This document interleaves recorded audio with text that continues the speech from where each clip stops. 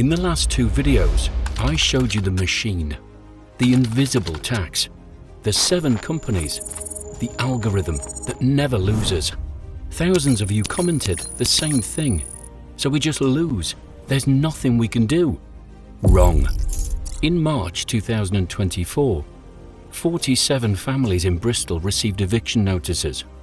Their building had been sold to an institutional investor. Rent was increasing 34%. Half of them would be priced out within 6 months. They had 3 options: accept it, move, or fight. They chose to fight.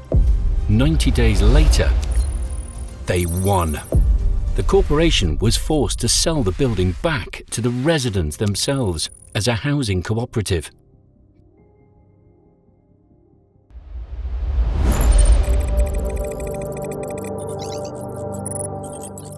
That story isn't unique, it's a blueprint.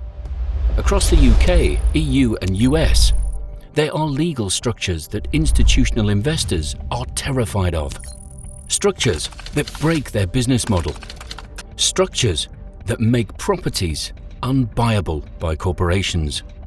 I'm about to show you 5 weapons they don't want you to know exist. Not theory, not hope.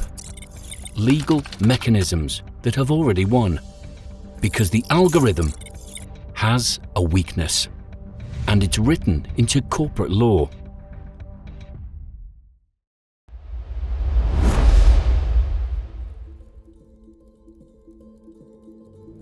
The first weapon is called a community land trust, and it does something corporations hate. It removes land from the speculative market permanently. Here's how it works. A community land trust is a non-profit that owns the land beneath homes, but not the homes themselves. You can buy the house, you own the house, but the land stays with the trust forever. Why does this matter? In a normal sale, when you buy a home, you're buying land plus building. That package can be sold to anyone, including BlackRock, Vanguard, or Grainger. With a CLT, the land is locked. You can only sell the house to another owner-occupier at an affordable price, calculated by a formula in the trust charter. Typical formula: original price plus inflation plus value of improvements. No speculative gain allowed, which means no investor profit, no algorithmic bidding, no corporate landlord conversion. The property becomes permanently uninvestable. As of December 2025, there are 367 community land trusts operating in the UK, protecting over 1,900 homes from corporate acquisition.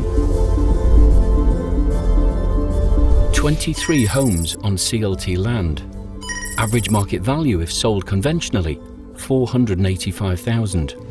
Average CLT sale price, $180,000. Corporate acquisition attempts, 7. All rejected by structure. In 2023, an institutional investor attempted to buy the land beneath Mike N CLT through a legal challenge. The court ruled in favour of the trust. The land charter was legally binding. The investor had no standing. They tried to buy it. The legal structure said no and won. 130 homes on CLT land, built in partnership with local council. 0 corporate ownership despite 19 acquisition inquiries since 2022. We had Grainger, we had Lloyds. We even had an offshore fund make offers. The legal structure made it impossible. The land isn't for sale. 20 to 50 residents minimum. Define geographic boundary. Establish steering committee. Register as a community benefit society, UK. Draft CLT charter, model template available from National CLT Network. Define resale formula. Approach local council, some donate land. Crowdfunding for purchase. Partnership with housing associations. Build new, planning permission easier for CLTs. Buy existing properties and transfer to CLT model. National CLT Network UK, communitylandtrusts.org.uk. Model legal templates, free download. Success rate of applications, 73%. This isn't theoretical. This is proven legal structure that has removed nearly 2,000 homes from corporate reach in the UK alone. And institutional investors can't do anything about it, because the law is on your side.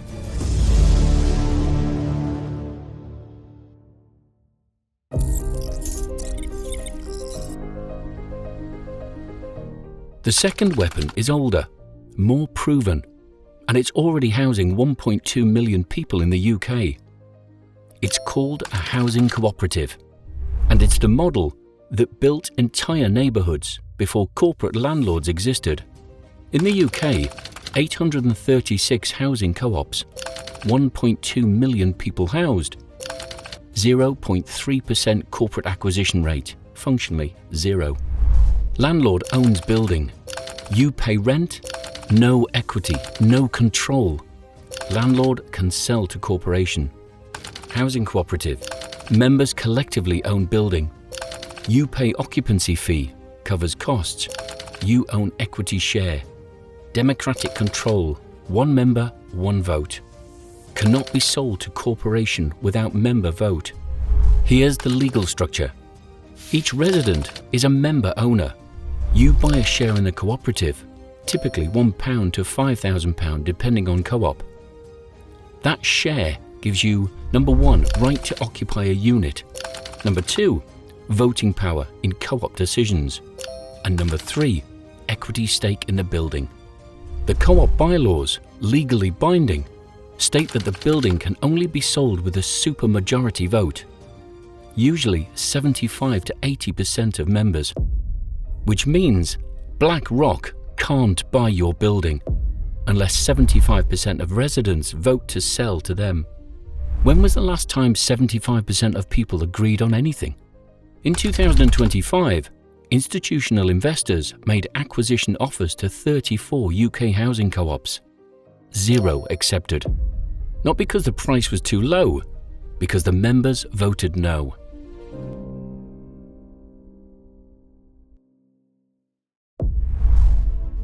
Radical Roots is a UK network of 40+ housing co-ops, mostly in Manchester, Leeds and London. Grainger offered £2.3 million for our building in 2024. We voted 34-2 against, because selling would mean 34 people lose affordable housing. We're not a commodity. The co-op model has 0 investment yield, which means it's invisible to the algorithm.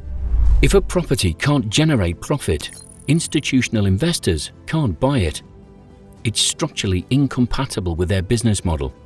How to form a housing co-op. Step 1. Organise residents. If you're in a rental building, threatened with corporate sale. If you're a group looking to buy together, minimum 4 to 6 people. Step 2. Legal registration. Register as cooperative society under Cooperative and Community Benefit Societies Act 2014. Draft rules. Model rules available from Radical Roots. Register with Financial Conduct Authority. Step 3. Financing. Mortgage. Cooperative and Community Finance. Triodos Bank specialises in co-op lending. Member share purchases. Some grants available. Co-op Development Scotland. Homes England. Step 4. Acquire or defend. Purchase property collectively. Or, if landlord is selling, organise rights to first refusal campaign. Radical Roots. radicalroots.org.uk. Confederation of Cooperative Housing. cch.coop. Model rules and legal templates free. Co-op mortgage lenders. CCF. Triodos. Ecology Building Society. Bristol case 2024. 47 families, the ones from the opening, formed a co-op in 90 days and successfully negotiated a sale back from the institutional investor. The investor agreed to sell because number one, tenants organised a rent strike, legal under specific conditions. Number two, media coverage created reputational risk. Number three, co-op secured financing faster than investor expected. Purchase price £3.8 million, financed through CCF mortgage and member shares, plus crowdfunding. Monthly occupancy fee £680 versus proposed corporate rent £1,150. They didn't beg, they organised. They used legal structure as a weapon, and they won.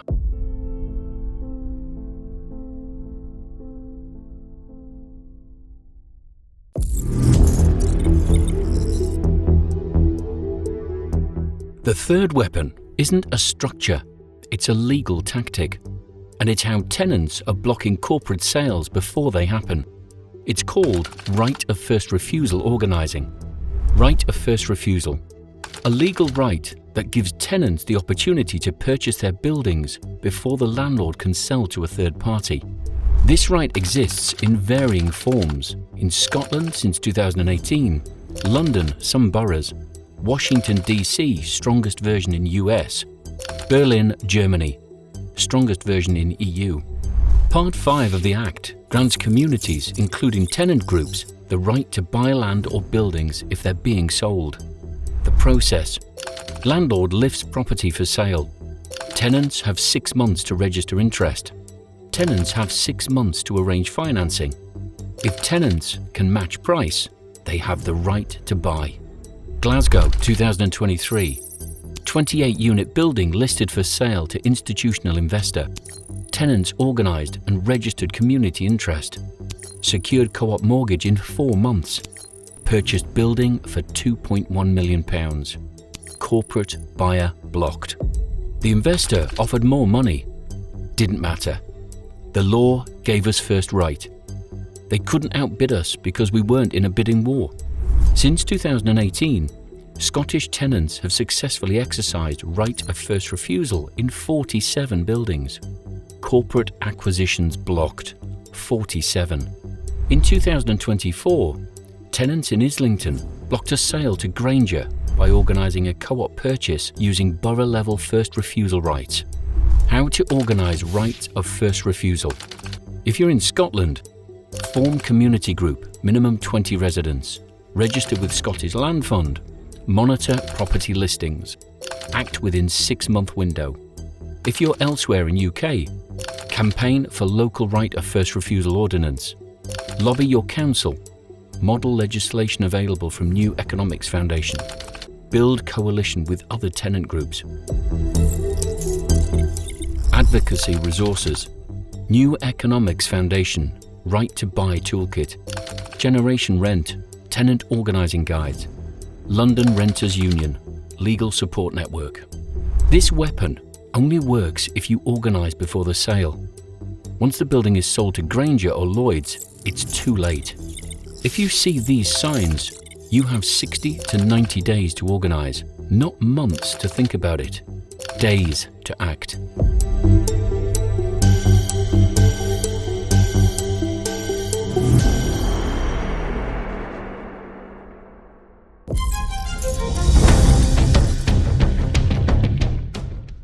The fourth weapon is the one corporations fear most: collective bargaining. A single tenant has no power.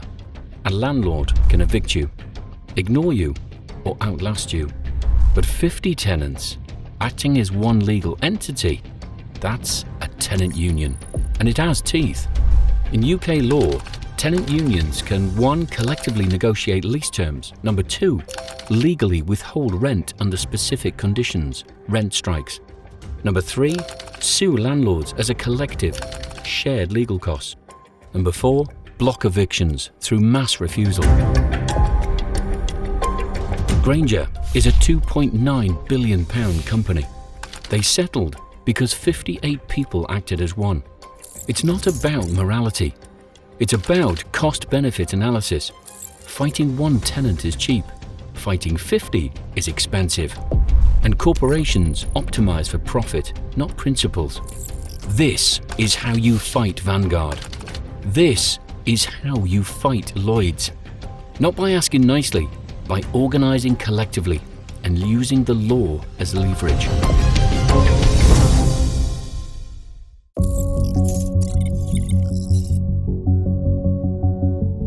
The fifth weapon is the one they're most afraid of, because it's already inside their own system.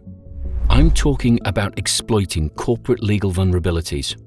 These 7 companies, BlackRock, Vanguard, Grainger, all of them operate through dozens of subsidiary entities, and each layer creates a legal attack surface.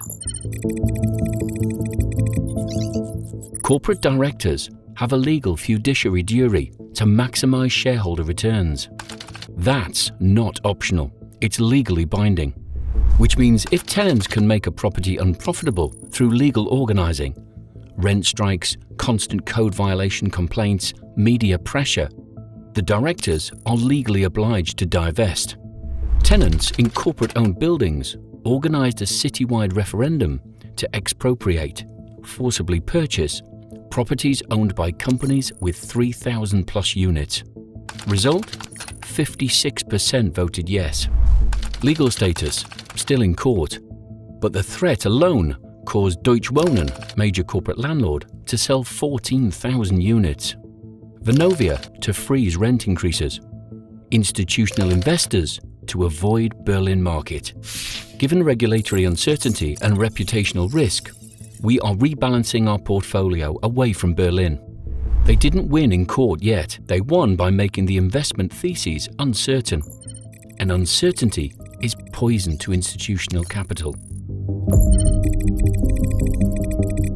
Every major institutional investor has published ESG commitments, environmental, social, and governance. BlackRock, committed to community investment and housing security. Vanguard, supporting sustainable communities. Grainger, responsible landlord charter. This gap is a legal and reputational weapon. Activist shareholders have filed resolutions demanding transparency on eviction rates, caps on rent increases, community impact assessments. In 2024, a shareholder resolution at BlackRock demanding affordable housing commitments received 23% support. That's not a majority, but it's enough to create board-level pressure. Bad press is expensive. ESG downgrades affect stock prices, and corporations will settle to make it go away. You're not fighting them with money, you're fighting them with their own rules, fiduciary duty, ESG mandates, shareholder pressure. They built a system, now use it against them.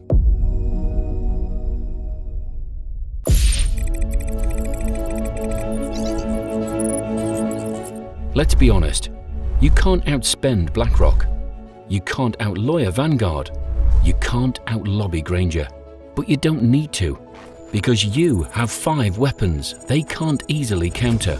Number 1, legal structures that remove properties from investment markets. Number 2, collective ownership that eliminates profit extraction. Number 3, legal rights that block sales before they happen. Number 4, collective bargaining that shifts negotiating power. And number 5, legal and reputational pressure that exploits their own rules.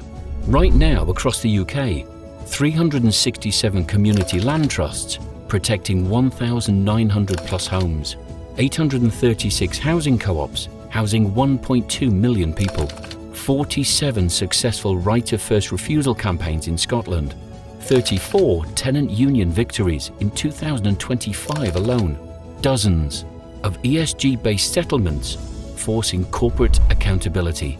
This is asymmetric warfare. They have capital, you have numbers.